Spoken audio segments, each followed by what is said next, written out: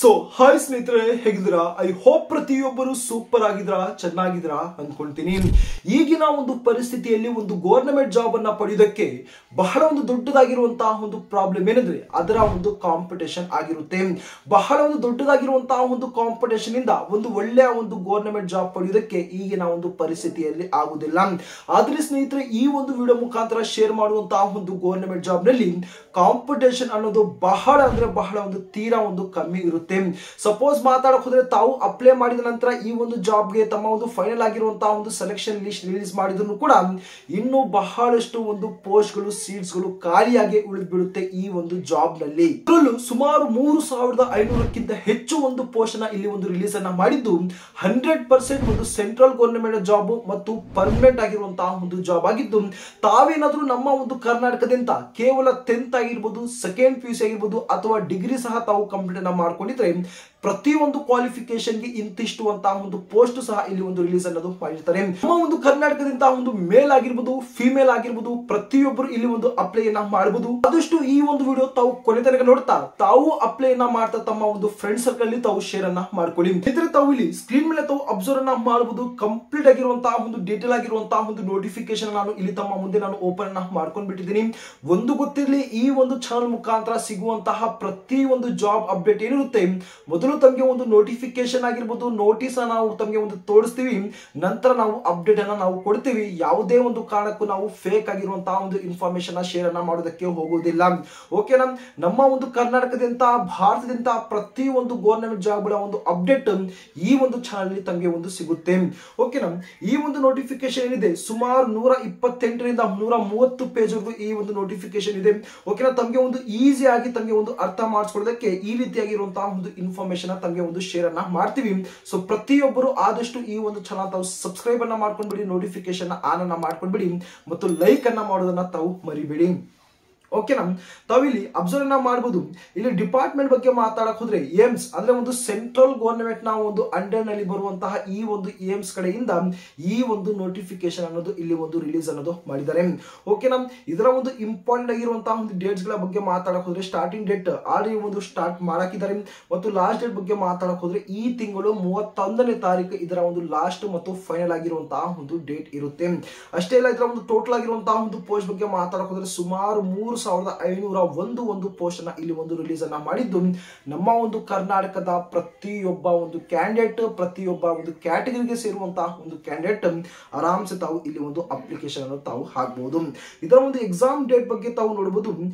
ಏನು 25-26 ಆಗಸ್ಟ್ ತಿಂಗಳಲ್ಲಿ ಇದರ ಒಂದು ಡೀಟೇಲ್ ಆಗಿರುವಂತಹ ಒಂದು ಎಕ್ಸಾಮಿನೇಷನ್ ತಮಗೆ ಮಾಡ್ತಾರೆ. ಬಹಳ ಒಂದು ಮುಖ್ಯವಾಗಿ ಈ ಒಂದು ಎಲಿಜಿಬಿಲಿಟಿ ಡೀಟೇಲ್ಸ್, ಇದರ ಒಂದು ಅರ್ಹತೆಯ ಬಗ್ಗೆ ನಾವು ಕಡೆ ಬಂದಾಗ ನೋಡಬಹುದು. 10th ಅನ್ನ ಇಲ್ಲಿ ಮೆನ್ಷನ್ ಮಾಡಿದ್ದಾರೆ, 12th ಅನ್ನೋದು ಇಲ್ಲಿ ಒಂದು ಮೆನ್ಷನ್ ಅನ್ನ ಮಾಡಿದ್ದಾರೆ.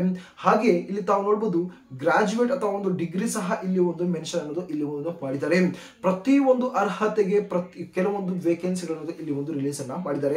10th ಬಗ್ಗೆ ಮಾತಾಡೋದು, any 10th candidate can apply for mortuary attendant ಆಗಿರ್ಬೋದು, MTS ಬಗ್ಗೆ ತಾವು ಕೇಳಿರ್ತೀರಾ, ಮಲ್ಟಿ ಟಾಸ್ಕಿಂಗ್ ಸ್ಟಾಫ್ ಆಗಿರ್ಬೋದು, ಮತ್ತು ಆಫೀಸ್ ಅಟೆಂಡೆಂಟ್. ಈ ಒಂದು 3ರಿಂದ 4 ಒಂದು ಪೋಸ್ಟ್ ಗೆ SLC ಅನ್ನ ಕಂಪ್ಲೀಟ್ ಅನ್ನ ಮಾಡ್ಕೊಂಡಿರುವಂತಹ ಮಾತ್ರ ಕ್ಯಾಂಡಿಡೇಟ್ ಗಳು ಇದರಿಗೆ ಒಂದು ಅಪ್ಲೈ ಅನ್ನೋದು ಮಾಡಬಹುದು. ಓಕೆ ಆಗಿರುವಂತಹ ಒಂದು ಕ್ವಾಲಿಫಿಕೇಶನ್ ಇಲ್ಲ, ನಾವು ಕೇವಲ SLC ಅನ್ನ ಕಂಪ್ಲೀಟ್ ಅನ್ನ ಮಾಡ್ಕೊಂಡಿದೀವಿ ಅಂದ್ರೆ ಆರಾಮ್ಸೆ ತಾವು ಈ ಒಂದು ಪೋಸ್ಟ್ ಗೆ ತಾವು ಅಪ್ಲೈ ಅನ್ನ ಮಾಡಬಹುದು. ಈಗ 12th ಬಗ್ಗೆ ಮಾತಾಡೋದ್ರೆ any 12th candidate can apply for DEO, LDC ಆಗಿರ್ಬೋದು, ಲೋವರ್ ಡಿವಿಷನ್ ಕ್ಲರ್ಕ್ ಆಗಿರ್ಬೋದು ಮತ್ತು ಸ್ಟೆನೋಗ್ರಾಫರ್ ಗೆ ತಾವು ಈಸಿಯಾಗಿ ತಾವು ಇಲ್ಲಿ ಒಂದು ಅಪ್ಲೈ ಅನ್ನೋದು ತಾವು ಮಾಡಬಹುದು. ಹಾಗೆ ತಾವು ಗ್ರಾಜುಯೇಟ್ ಅನ್ನ ತಾವು ಅಬ್ಸರ್ವ್ ಅನ್ನ ಮಾಡಿದಾಗ ಯಾವುದೇ ಒಂದು ಡಿಗ್ರಿಯನ್ನ ತಾವು ಕಂಪ್ಲೀಟ್ ಅನ್ನ ಮಾಡ್ಕೊಳ್ಳಿ. ಫಾರ್ ಎಕ್ಸಾಂಪಲ್ BSc ಆಗಿರ್ಬೋದು, BCom ಆಗಿರ್ಬೋದು, BA ಆಗಿರ್ಬೋದು, BBA ಆಗಿರ್ಬೋದು, ಇಂಜಿನಿಯರ್ ಆಗಿರ್ಬೋದು, ಒಟ್ಟಾರೆ ಒಂದು ಡಿಗ್ರಿಯನ್ನ ತಾವು ಕಂಪ್ಲೀಟ್ ಅನ್ನ ಮಾಡ್ಕೊಂಡಿದ್ರೆ ಮೊದಲನೇ ಒಂದು ಪೋಸ್ಟ್ ಅಸಿಸ್ಟೆಂಟ್ ಆಗಿರ್ಬೋದು, executive assistant, junior administrative assistant, UDC upper division clerk ಮತ್ತೆ ಪರ್ಸನಲ್ ಅಸಿಸ್ಟೆಂಟ್, ಈ ರೀತಿಯಾಗಿರುವಂತಹ ಒಂದು ವೇಕೆನ್ಸಿಗಳಿಗೆ ತಾವು ಆರಾಮ್ಸೆ ತಾವು ಅಪ್ಲೈ ಅನ್ನೋದು ತಾವು ಮಾಡ್ಕೋಬಹುದು. ಮೊದಲು ತಮ್ಮ ಒಂದು ಕ್ವಾಲಿಫಿಕೇಶನ್ ಬಗ್ಗೆ ತಾವು ಗಮನವನ್ನು ಕೊಡಿ. ನಂತರ ತಾವು ಯಾವ ಒಂದು ಪೋಸ್ಟ್ ಗೆ ತಾವು ಅಪ್ಲೈ ಅನ್ನ ಮಾಡಬೇಕು ಅಂದ್ಕೊಂಡಿದ್ದೀರಿ ಅದರ ಬಗ್ಗೆ ತಾವು ಗಮನವನ್ನು ಕೊಟ್ಟು ಪ್ರತಿಯೊಬ್ಬರು ಒಂದು ಸಲ ತಾವು ಕಮೆಂಟ್ ಬಾಕ್ಸ್ ಅಲ್ಲಿ ತಿಳಿಸ್ಬಿಡಿ ತಮ್ಮ ಒಂದು ಕ್ವಾಲಿಫಿಕೇಶನ್ ಏನಾಗಿದೆ ಮತ್ತು ಯಾವ ಒಂದು ಪೋಸ್ಟ್ ಗೆ ತಾವು ಅಪ್ಲೈ ಅನ್ನ ಮಾಡಕ್ಕೆ ತಾವು ಹೋಗ್ತಾ ಇದ್ದೀರಾ ಎಂಬುದರ ಬಗ್ಗೆ. ಹಾಗೆ ತಾವು ಏಜ್ ಲಿಮಿಟ್ ಬಗ್ಗೆ ಮಾತಾಡೋದ್ರೆ ಸ್ನೇಹಿತರೆ, ತಮ್ಮ ಒಂದು ಏಜ್ ನ 31/7/2025 ಇಲ್ಲಿ ಒಂದು ಕ್ಯಾಲ್ಕುಲೇಟ್ ಅನ್ನ ಮಾಡಿದಾಗ ಮಿನಿಮಮ್ ಏಜ್ 18 ವರ್ಷ ಆಗಿರುತ್ತೆ ಮತ್ತು ಮ್ಯಾಕ್ಸಿಮಮ್ ಏಜ್ ತಾವು ನೋಡಬಹುದು 10th ಗೆ 27 ವರ್ಷ ಒಂದು ಮ್ಯಾಕ್ಸಿಮಮ್ ಏಜ್ ಇರುತ್ತೆ, 12th ಗೆ 27 ಏಜ್ ಇರುತ್ತೆ, ಮತ್ತೆ ಗ್ರಾಜುಯೇಟ್ಗೆ ಅಪ್ ಟು 30 ವರ್ಷದಿಂದ 35 ವರ್ಷವರೆಗೂ ಕೂಡ ಇಲ್ಲಿ ಒಂದು ಏಜ್ ಲಿಮಿಟ್ ಅನ್ನೋದು ಇಲ್ಲಿ ಒಂದು ಕೇಳಿದ್ದಾರೆ. ಓಕೆನಾ, ಕ್ವಾಲಿಫಿಕೇಶನ್ ತಕ್ಕ ಹಾಗೆ ಇಲ್ಲಿ ಒಂದು ಏಜ್ ಲಿಮಿಟ್ ಅಲ್ಲಿ ಕೂಡ ಇಲ್ಲಿ ಹೇಳಿದ್ದಾರೆ. ಹಾಗೆ ತಾವು ಏಜ್ ರಿಲ್ಯಾಕ್ಸೇಷನ್ ತಾವು ಅಬ್ಸರ್ವ್ ಮಾಡಬಹುದು. SC/ST ಒಂದು ಕ್ಯಾಂಡಿಡೇಟ್ ಗಳಿಗೆ 5 ವರ್ಷ, OBC ಗೆ 3 ವರ್ಷ, PWD ಕೂಡ ಇಲ್ಲಿ ಒಂದು ಏಜ್ ರಿಲ್ಯಾಕ್ಸೇಷನ್ಸ್ ಅನ್ನೋದು ಕೊಟ್ಟಿದ್ದಾರೆ. ಹಾಗೆ ಎಕ್ಸ್ ಸರ್ವಿಸ್ ಮ್ಯಾನ್ ಕೂಡ ಇಲ್ಲಿ ಒಂದು ಏಜ್ ಅಲ್ಲಿ ರಿಲ್ಯಾಕ್ಸೇಷನ್ಸ್ ಅನ್ನೋದು ತಾವು ಇಲ್ಲಿ ನೋಡಬಹುದು. ನಂತರ ಅಪ್ಲಿಕೇಶನ್ ಫೀಸ್ ಬಗ್ಗೆ ಮಾತಾಡೋ ಮುಂಚೆ ಇಲ್ಲಿ ತಮ್ಮ ಒಂದು ಕಂಪ್ಲೀಟ್ ಆಗಿರುವಂತಹ ಒಂದು ಸೆಲೆಕ್ಷನ್ ಪ್ರೊಸೆಸ್ ಬಗ್ಗೆ ತಾವು ನೋಡಬಹುದು. Selection will be based on CBT exam ಇರುತ್ತೆ, ಅಂದ್ರೆ ಕಂಪ್ಯೂಟರ್ ಬೇಸ್ಡ್ ಟೆಸ್ಟ್ ಇರುತ್ತೆ, MCQs ಕ್ವಶನ್ಸ್ ಇರುತ್ತೆ. ಓಕೆನಾ, ಸಿಂಪಲ್ ಆಗಿ ತಾವು ಏನೋ ಒಂದು ಕ್ವಶನ್ ಅನ್ನ ಕೊಟ್ಟಿರ್ತಾರೆ, 4 ಆನ್ಸರ್ ಅನ್ನ ಕೊಟ್ಟಿರ್ತಾರೆ, ಯಾವುದು ಆನ್ಸರ್ ಅಂತ ತಾವು ಗುರುತಿಸಿ ತಾವು ಟಿಕ್ ಅನ್ನ ಮಾಡಬೇಕಾಗಿರುತ್ತೆ. ಸಿಂಪಲ್ ಆಗಿರುವಂತಹ ಒಂದು ಎಕ್ಸಾಮಿನೇಷನ್ ಇರುತ್ತೆ. ಈ ಒಂದು CBT ಎಕ್ಸಾಮ್ ನ ತಾವು ಕ್ವಾಲಿಫೈ ಮಾಡಿದ ನಂತರ ಶಾರ್ಟ್ ಲಿಸ್ಟ್ ಆಗಿರುವಂತಹ ಒಂದು ಕ್ಯಾಂಡಿಡೇಟ್ಗಳು ತಾವು ಸ್ಕಿಲ್ ಟೆಸ್ಟ್ ಗೆ ತಾವು ಇಲ್ಲಿ ಒಂದು ಹೋಗಬೇಕಾಗಿರುತ್ತೆ. ಸ್ಕಿಲ್ ಟೆಸ್ಟ್ ನಲ್ಲಿ ಬಹಳ ಒಂದು ಮುಖ್ಯವಾಗಿ ತಾವು ನೋಡಬಹುದು, ಸಿಲೆಬಸ್ ಅನ್ನು ತಾವು ನೋಡಬಹುದು. GK ಮತ್ತು ಆಪ್ಟಿಟ್ಯೂಡ್ ಕಂಪಲ್ಸರಿ ಆಗಿರುವಂತಹ ಒಂದು ಸಿಲೆಬಸ್, ಮತ್ತೆ ಕಂಪ್ಯೂಟರ್ ನಲ್ಲಿ ಕೂಡ ಇಲ್ಲಿ ಒಂದು 20 ಕ್ವಶನ್ಸ್ ಅನ್ನ ಕೇಳಿ ಪೋಸ್ಟ್ ರಿಲೇಟೆಡ್ 80 ಕ್ವಶನ್ಸ್ ಅನ್ನೋದು ಇಲ್ಲಿ ಒಂದು ಕೇಳ್ತಾರೆ. ಓಕೆನಾ, ಸ್ಕಿಲ್ ಟೆಸ್ಟ್ ಅಂದ್ರೆ ತಮಗೆ ಒಂದು ಕಂಪ್ಯೂಟರ್ ನ ಒಂದು ನಾಲೆಜ್ ಇರಬೇಕು, ಅಷ್ಟೇ ಅಲ್ಲ ಒಂದು ಟೈಪಿಂಗ್ ಟೆಸ್ಟ್ ಕೂಡ ತಮಗೆ ಇಲ್ಲಿ ಒಂದು ಬರಬೇಕಾಗಿರುವಂತದ್ದು. ಇದರ ಒಂದು ನೋಡಬಹುದು, ಸುಮಾರು 100 ಕ್ವಶನ್ಸ್ ಅನ್ನ ಕೊಟ್ಟಿರ್ತಾರೆ, ಸುಮಾರು 400 ಮಾರ್ಕ್ಸ್ ಇರುತ್ತೆ. ಒಂದು ಕ್ವಶನ್ಗೆ 4 ಮಾರ್ಕ್ಸ್ ಅನ್ನ ಕೊಟ್ಟಿರ್ತಾರೆ, ಸುಮಾರು 90 ನಿಮಿಷ ಒಂದು ಟೈಮ್ ಅನ್ನ ಕೊಟ್ಟಿರ್ತಾರೆ.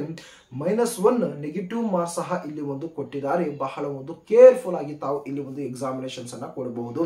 ರಿಟರ್ನ್ ಎಕ್ಸಾಮಿನೇಷನ್ ಇಲ್ಲ, ಥಿಯರಿ ಟೈಪ್ ಎಕ್ಸಾಮಿನೇಷನ್ ಇಲ್ಲ ಅಂದ್ರೆ ಈ ಒಂದು CBT ಎಕ್ಸಾಮಿನೇಷನ್ ಅಲ್ಲಿ ಒಂದು ನೆಗೆಟಿವ್ ಮಾರ್ಕ್ಸ್ ಸಹ ಇರುತ್ತೆ.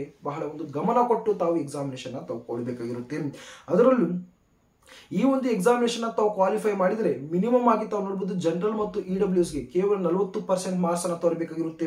ನಂತರ OBC ರವರು 35% ಇರುತ್ತೆ, ಮತ್ತು SC/ST ಅವರು ಕೇವಲ 30% ಮಾತ್ರ ಇಲ್ಲಿ ಒಂದು ಮಾರ್ಕ್ಸ್ ಅನ್ನ ಇಲ್ಲಿ ಒಂದು ಕೇಳಿದ್ದಾರೆ. ಇದರಲ್ಲಿ ಕ್ವಾಲಿಫೈ ಆದ ನಂತರ ತಮಗೆ ಒಂದು ಫೈನಲ್ ಆಗಿರುವಂತಹ ಒಂದು ಸ್ಕಿಲ್ ಟೆಸ್ಟ್ ಮಾತ್ರ ಇರುತ್ತೆ. ಅದರಲ್ಲಿ ತಾವು ಕ್ವಾಲಿಫೈ ಆದ್ರೆ ಆರಾಮ್ಸೆ ತಾವು ಇಲ್ಲಿ ಒಂದು ಪೋಸ್ಟ್ ಅನ್ನ ತಾವು ಪಡ್ಕೋಬಹುದು. ಈಗ ಇದರ ಒಂದು ಎಕ್ಸಾಮಿನೇಷನ್ ಫೀಸ್ ಬಗ್ಗೆ ಮಾತಾಡಕ್ ಹೋದ್ರೆ ಸ್ನೇಹಿತರೆ, ಯಾವ ಒಂದು ರೀಸನ್ ಇಂದ ಈ ಒಂದು ಗವರ್ನಮೆಂಟ್ ನ ಒಂದು ಜಾಬ್ ನಲ್ಲಿ ಕಾಂಪಿಟೇಷನ್ ಬಹಳ ಒಂದು ಕಮ್ಮಿ ಇರುತ್ತೆ ಅಂದ್ರೆ, ತಾವು ಒಂದು ಸಲ ತಾವು ಎಕ್ಸಾಮಿನೇಷನ್ ಅಪ್ಲಿಕೇಶನ್ ಫೀಸ್ ಅನ್ನ ತಾವು ನೋಡಬಹುದು. ಜನರಲ್ ಮತ್ತು OBC ರವರಿಗೆ 3000 ಎಕ್ಸಾಮಿನೇಷನ್ ಫೀಸ್ ಅನ್ನ ಕೊಟ್ಟಿದ್ದಾರೆ. SC/ST ಮತ್ತು EWS ಗೆ 2400 ರೂಪಾಯಿ ಅಂತ ಎಕ್ಸಾಮಿನೇಷನ್ ಫೀಸ್ ಅನ್ನ ಕೊಟ್ಟಿದ್ದಾರೆ. ಆಲ್ PWD ಗೆ 0 ಅಂತ ಒಂದು ಎಕ್ಸಾಮಿನೇಷನ್ ಫೀಸ್ ಅನ್ನ ಕೊಟ್ಟಿದ್ದಾರೆ. ಸೊ ತಾವು ಫೀಸ್ ಅನ್ನ ತಾವು ಅಬ್ಸರ್ವ್ ಮಾಡಬಹುದು. ಬಹಳ ಒಂದು ದೊಡ್ಡ ಮಟ್ಟದಲ್ಲಿ ಇಲ್ಲಿ ಒಂದು ಎಕ್ಸಾಮಿನೇಷನ್ ಫೀಸ್ ಅನ್ನ ಇಟ್ಟಿದ್ದಾರೆ. ಇದೇ ಒಂದು ರೀಸನ್ ಇಂದ ಬಹಳಷ್ಟು ಒಂದು ಕ್ಯಾಂಡಿಡೇಟ್ಗಳು ಏನೋ ಒಂದು ಅಪ್ಲಿಕೇಶನ್ ನ ಹಾಕುವುದಕ್ಕೆ ಇಲ್ಲಿ ಒಂದು ಹೋಗುವುದಿಲ್ಲ. ಓಕೆನಾ, 3000 2400 ಅಂತ ಯಾರು ಅಪ್ಲೈ ಮಾಡ್ತಾರೆ ಹೇಳಿ? ಅದರಲ್ಲೂ ಅಪ್ಲೈ ಮಾಡಿದಂತವರು ಕಾನ್ಫಿಡೆಂಟ್ ಆಗಿರೋರು ಒಂದು ಒಳ್ಳೆಯ ಒಂದು ಜಾಬ್ ಅನ್ನ ಇಲ್ಲಿ ಒಂದು ಪಡ್ಕೊಂತಾರೆ. ಓಕೆನಾ, ಒಂದು ಸೆಂಟ್ರಲ್ ಗವರ್ನಮೆಂಟ್ ನ ಒಂದು ಜಾಬ್ ಅಂದ್ರೆ ಆರಾಮ್ಸೆ ಒಂದು ಒಳ್ಳೆಯ ಒಂದು ಲೆವೆಲ್ 4 ಆಗಿರ್ಬೋದು, ಲೆವೆಲ್ 5 ನಲ್ಲಿ ತಾವು ಈಸಿಯಾಗಿ ತಾವು ಸ್ಯಾಲರಿನ ತಾವು ಪಡ್ಕೋಬಹುದು. ಸಿಂಪಲ್ ಆಗಿ ತಾವು ಗೂಗಲ್ ನಲ್ಲಿ ಹೋಗಿ ಲೆವೆಲ್ 4 ಲೆವೆಲ್ 5 ಸ್ಯಾಲರಿ ಅಂತ ತಾವು ಟೈಪ್ ಅನ್ನ ಮಾಡಿ ಒಂದು ಒಳ್ಳೆಯ ಒಂದು ಅದ್ಭುತವಾಗಿರುವಂತಹ ಒಂದು ಸ್ಯಾಲರಿಯನ್ನ ತಾವು ಇಲ್ಲಿಂದ ತಾವು ಪಡ್ಕೋಬಹುದು. ಇಂಟ್ರೆಸ್ಟೆಡ್ ಆಗಿರುವಂತಹ ಒಂದು ಕ್ಯಾಂಡಿಡೇಟ್ಗಳು ಆದಷ್ಟು ಪ್ರತಿಯೊಬ್ಬರು ತಾವು ಇಲ್ಲಿ ಒಂದು ಅಪ್ಲೈನ ತಾವು ಮಾಡಕ್ ಹೋಗಿ. ಈಗ ಯಾವ ರೀತಿ ನಾವು ಅಪ್ಲೈ ಅನ್ನ ಮಾಡಬೇಕು ಅಂದ್ರೆ, ಜಸ್ಟ್ ನಾವು ಡಿಸ್ಕ್ರಿಪ್ಷನ್ ಚೆಕ್ಔಟ್ ಅನ್ನ ಮಾಡಿ ಅಲ್ಲಿ ಒಂದು ಆನ್ಲೈನ್ ರಿಜಿಸ್ಟ್ರೇಷನ್ ಮಾಡುವಂತಹ ಒಂದು ಡೈರೆಕ್ಟ್ ಆಗಿರುವಂತಹ ಒಂದು ವೆಬ್ಸೈಟ್ ಅನ್ನ ಕೊಟ್ಟಿರ್ತೀನಿ. ಅದರ ಮೇಲೆ ತಾವು ಕ್ಲಿಕ್ ಅನ್ನ ಮಾಡಿದಾಗ ಏನೋ ಒಂದು ಅಪ್ಲೈ ಫಾರ್ ನ್ಯೂ ಅಪ್ಲಿಕೇಶನ್ ಇರುತ್ತೆ. ಸೊ ಅದರ ಮೇಲೆ ತಾವು ಕ್ಲಿಕ್ ಅನ್ನ ಮಾಡಿ ತಮ್ಮ ಒಂದು ಫೈನಲ್ ಆಗಿರುವಂತಹ ಒಂದು ಕಂಪ್ಲೀಟ್ ಆಗಿರುವಂತಹ ಒಂದು ಅಪ್ಲಿಕೇಶನ್ ಫೀ ಏನೋ ಒಂದು ತಮ್ಮ ಒಂದು ಕಂಪ್ಲೀಟ್ ಆಗಿರುವಂತಹ ಒಂದು ಅಪ್ಲಿಕೇಶನ್ ಫಾರ್ಮ್ ಅನ್ನ ತಾವು ಏನೋ ಒಂದು ಫಿಲ್ ಅನ್ನ ಮಾಡಿ, ನಂತರ ತಾವು ಆನ್ಲೈನ್ ಪೇಮೆಂಟ್ ಅನ್ನ ಮಾಡಿ, ನಂತರ ಅದರ ಒಂದು ಕಂಪ್ಲೀಟ್ ಆಗಿರುವಂತಹ ಒಂದು ಅಪ್ಲಿಕೇಶನ್ ಪ್ರಿಂಟ್ಔಟ್ ಅನ್ನ ತಾವು ತಗೊಳ್ಳಿ. ಇಷ್ಟು ತಮ್ಮ ಒಂದು ಸಿಂಪಲ್ ಆಗಿರುವಂತಹ ಒಂದು ಅಪ್ಲಿಕೇಶನ್ ಪ್ರೊಸೆಸ್ ಆಗಿರುತ್ತೆ. ಈಗ ಒಂದು ಜಾಬ್ ಲೊಕೇಶನ್ ಬಗ್ಗೆ ಮಾತಾಡಕ್ ಹೋದ್ರೆ ನಮ್ಮ ಒಂದು ಕರ್ನಾಟಕದಲ್ಲೇ ಇದರ ಒಂದು ಜಾಬ್ ಲೊಕೇಶನ್ ಇರುತ್ತೆ. ಅದರಲ್ಲಿ ನಮ್ಮ ಒಂದು ಕರ್ನಾಟಕದಲ್ಲೇ ಎಕ್ಸಾಮ್ ಸೆಂಟರ್ ಸಹ ಇರುತ್ತೆ. ಓಕೆ, ನಮ್ ಕಂಪ್ಲೀಟ್ ಆಗಿರುವಂತಹ ಇದರ ಒಂದು ನೋಟಿಫಿಕೇಶನ್ ಕೂಡ ನಾನು ಡಿಸ್ಕ್ರಿಪ್ಷನ್ ಅಲ್ಲಿ ಕೊಟ್ಟಿರ್ತೀನಿ, ಟೆಲಿಗ್ರಾಮ್ ಚಾನಲ್ ಮುಖಾಂತರ ಕೊಟ್ಟಿರ್ತೀನಿ. ಓಕೆ, ನಾವು ವಾಟ್ಸ್ಆಪ್ ಚಾನಲ್ ಅಲ್ಲೂ ಕೊಟ್ಟಿರ್ತೀನಿ. ಪ್ರತಿಯೊಬ್ಬರು ಟೆಲಿಗ್ರಾಮ್ ಅಥವಾ ಒಂದು ವಾಟ್ಸ್ಆಪ್ ಅನ್ನ ತಾವು ಚೆಕ್ಔಟ್ ಅನ್ನ ತಾವು ಮಾಡಕ್ಕೆ ತಾವು ಪ್ರಯತ್ನವನ್ನ ಮಾಡಿ.